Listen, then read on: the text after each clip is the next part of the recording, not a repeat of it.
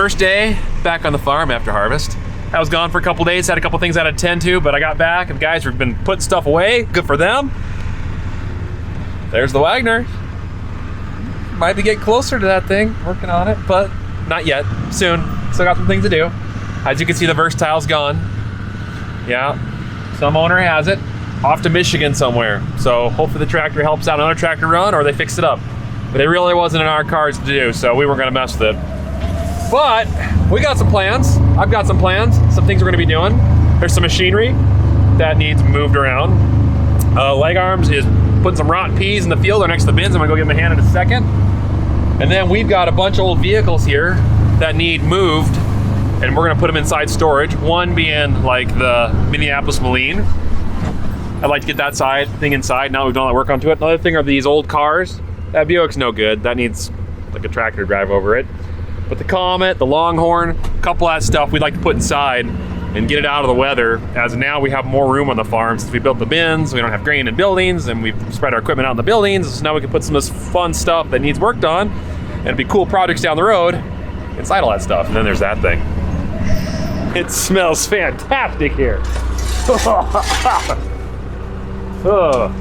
Here, give me that shovel. So fun fact, we almost filled every grain bin on the farm. I know we had some in grain bins. So we estimated, to our best of our knowledge, looking at the crop and what we thought the yields were out there, because we don't know until we actually harvest it.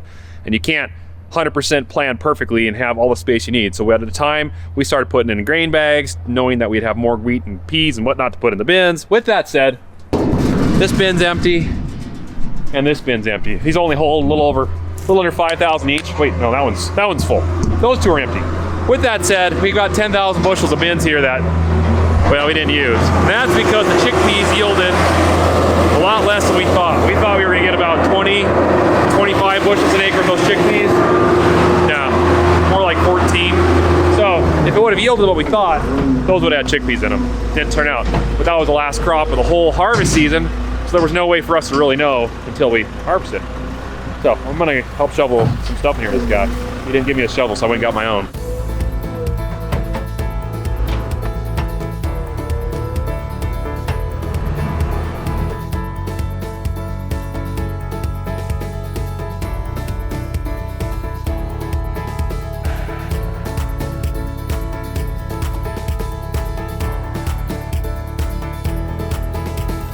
Harder to get than it looks.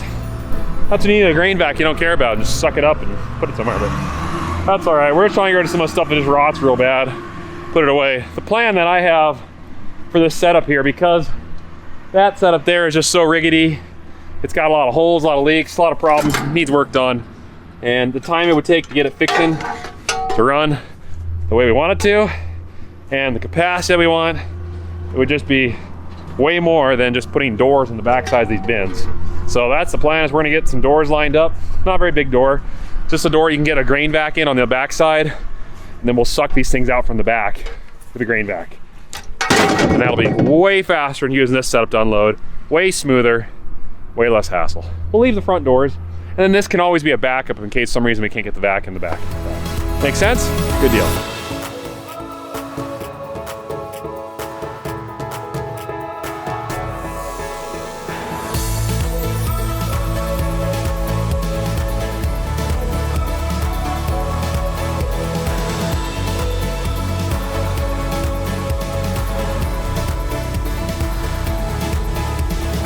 Okay, I'm here with Chad. The boys brought back this my Duramax 045 diesel pickup from the mishap that happened a couple days ago when we were roofing. I don't know if they said much, but had someone go down to get some more shingles, and there was a miscommunication.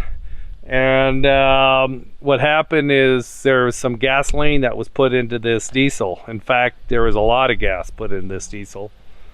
Went down the road about 35 miles and decided it better not go anymore, and it started misfiring. He went off to the edge of the road, stopped, turned it back on again, wouldn't start.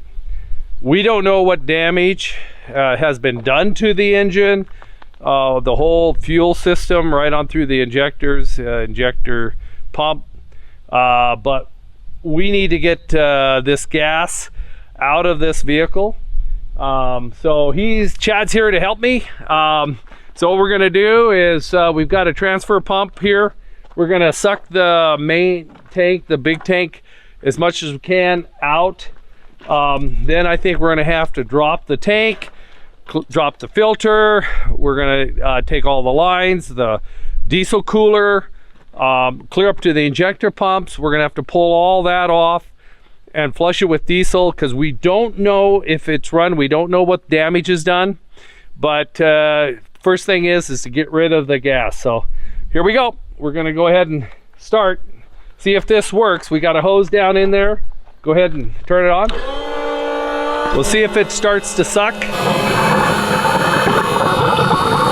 Now there's a little bit of, I see hydraulic oil that's left in this pump from probably pumping a big bud fuel hydraulic tank out. But we're seeing if we can get it to siphon. I'm starting to feel like it's trying to siphon. Yeah, as it's pumping, like they said, we don't know how much damage. I'm sure there could be some. We'll get to that far, and then we're going to do a little research. We might actually take it even down to, when we get all the system cleaned out, take it down to a diesel place in Great Falls. We'll see. We might try to just start it after we get the fuel and just kind of see. If we do, then I can put my programmer on it and we can check the injectors, see if there's differences in the injector pressures, injector amounts. But we'll have to do more research, but this is the basics. At least get the system cleaned out. We do have the diesel tank empty in the pickup. Got it in this.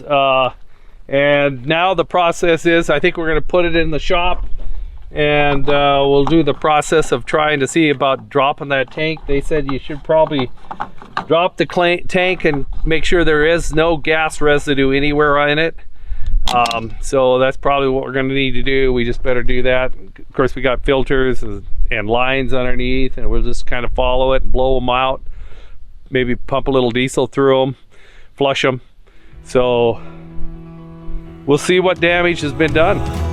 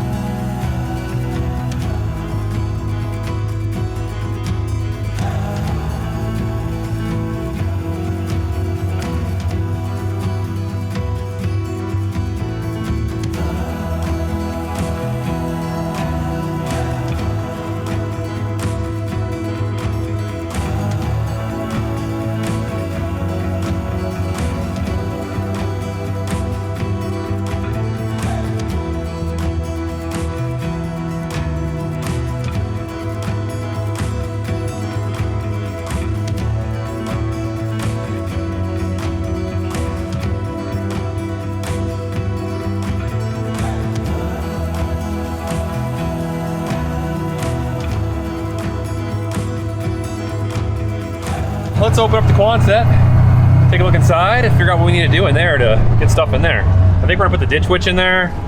The blue peat's gonna go in for sure. The beater peter, red peat, I think we're gonna keep that one outside just because, well, the paint job's already shot. Truck's frame's cracking. It's not worth a whole lot, so we're not too worried about that one being outside. But wave runners, a couple odds and ends to clean up along the sides here, some flooring, stuff from the bins that wasn't used.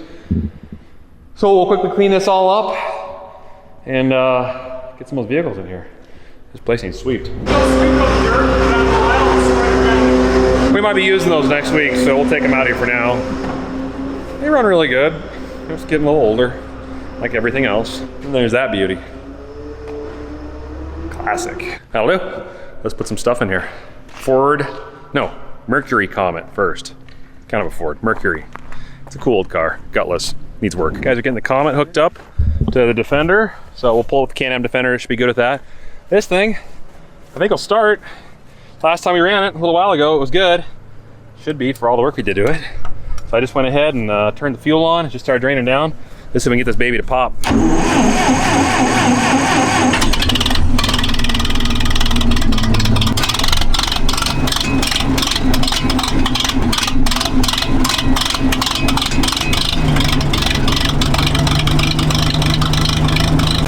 She's good to go.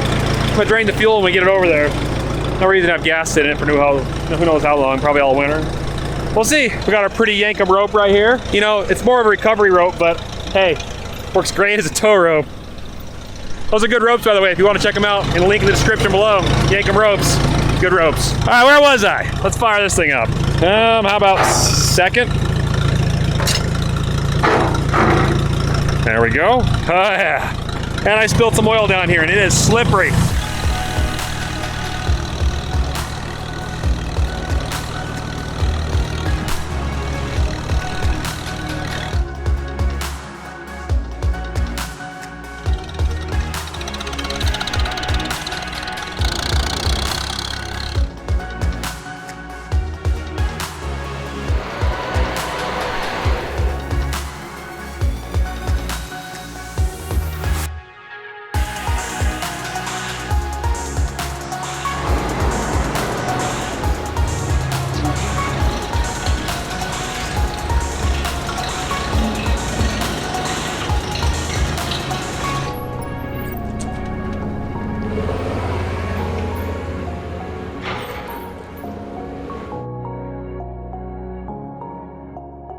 Mice made a mess of that car, but it will drive. It actually runs. Just needs a lot of TLC. So what do you guys think? We could definitely put 1156 Cummins in here. 1156. No, 1150. 1156 versatile. 1156 versatile in here.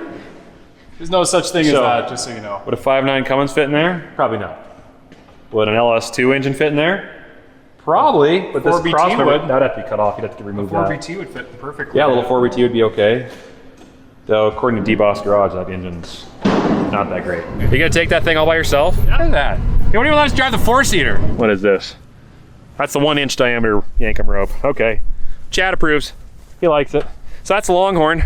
It's like a 72. They only made like 1,700 of those trucks, I think. Somewhere around that line. It's a pretty cool pickup. It's got like a 6-inch extension in the bed. It's got a freshly rebuilt 350 in it, but in the break-in process, something happened to the camshaft. I don't know, we're not entirely sure. We got to tear it apart and look at it, but basically, we parked it, ran out of time to fix it, and then Big Brute came on the scene. You guys know what it's been like since. Big Brute, International. I put this thing in low. That's better.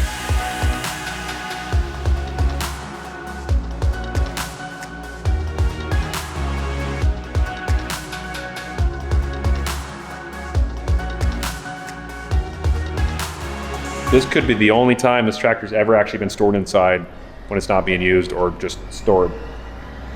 Its whole life, it's been sat outside. So besides when we were working on it, so it's in for a real treat this winter. Gets to hang out in this place. No more snow on it. I'm sure the mice will still be in here, but no more rain on it, no more sun. It's gonna get some use soon. Leg arms. Well, that's a good feeling. Got that inside. A couple more things. I'm gonna pull the battery out of the ditch witch here. We'll leave it here for now. This old concrete mess, we gotta get some big machine, like big machine, the jackhammer, and break that all up, rip that out of here. These 3 bins are probably gonna go. Clean this all open. It'll be a nice open area all the way through. So that way when we get 6 more of these West deals, we'll have room for them. We're not getting 6 more of those. Not yet. Now that harvest is over, it's time to clean combines. We already got the combines kind of blown off. This one needs a little bit more, except for there's a problem with this one. The back tire was actually getting low of air. Come to find out, the back tire's got a crack in it. Luckily, we have a spare for it, but we'll worry about that later. But I already went ahead, washed up B-spine. The B-spine's ready to go in the building. The building's cleaned up and ready to go. And then we also have the B-spine header, which is cleaned up, and that's ready to go in the building too. We are actually, Chadster, or what do you want to call him, he's cleaning the other header off so we can get that all prepped up, and then he'll bring it over, wash it off. And then once this one's clean, we'll wash that one off too, and just keep getting stuff done and maintenance stuff, and then we're gonna put them away, get it out of the weather, and then we can prop our feet up and spend time with our families. So, anyways, let's get back to work.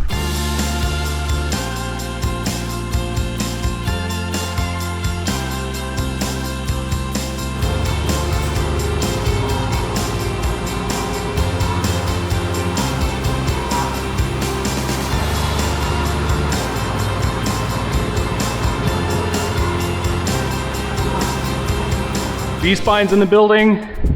We got some tires back there too. That's for another day. And then of course we got the 2 buds. The 3rd bud is in the other shop. We got to use it to pull around this grain cart and a few other things that's going on. We'll get to that. That's another day. Do I have a smug face?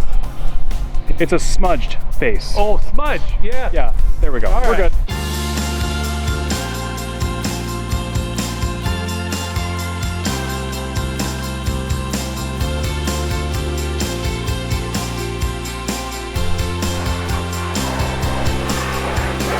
Guess what? Somebody's stealing our tractor. Well, maybe it's not our tractor, but see this red tractor right there? Yeah. We're gonna miss you, 620, but guess what? It might be back. Keyword might. Maybe if we say pretty please and like cherry on top. Come on, Case IH, you know, you could just stay here forever. That'd be fine. We got a nice home in here. We don't have any peas in the building. We could set it in there, but in the meantime, I guess it's gotta go somewhere else to, well, do some other work. So anyways, let's see this thing loaded up.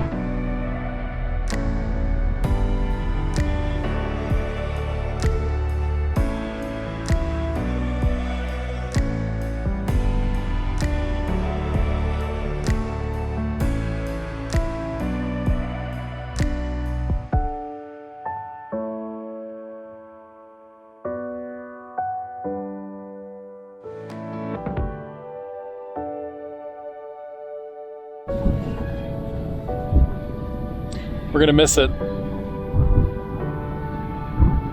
Don't worry, I'm not getting teary-eyed yet. Could be later.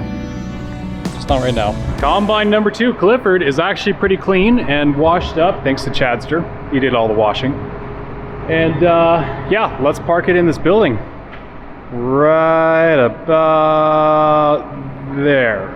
3 inches over that way, but right in that area. We're this close to just getting stuff put away, cleaned up, and then we can just... Okay, we'll get there.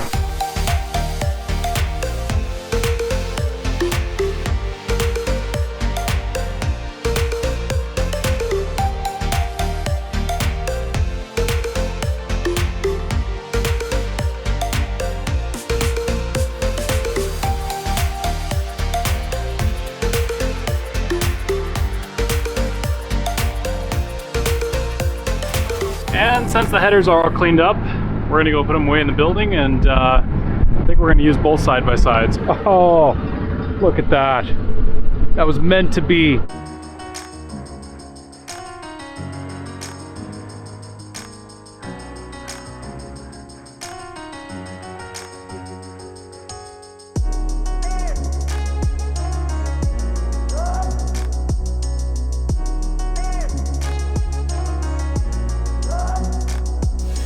It works.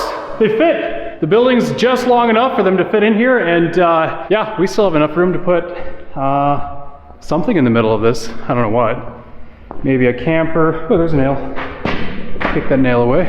I don't know. Maybe a truck or 2. But yeah, Chadster did that single-handedly. Oh yeah. Give a thumbs up at least. There you go. All right, so, yeah, I did it.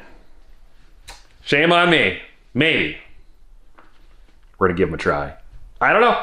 Most of Welker Farms' channel has been built on the backs of GoPros. About a year ago, jumped to Osmo Action from DJI just because I got fed up with reliability issues with these cameras, but the quality from these cameras is superior to that of the cameras I'm using currently. It's just, I can't deal with a camera that, you know, only works 50% of the time. So we're gonna find out. Mr. GoPro Hero 9. I have the media mod coming. I'm gonna hook it up, get a rig set up, put it through the tests.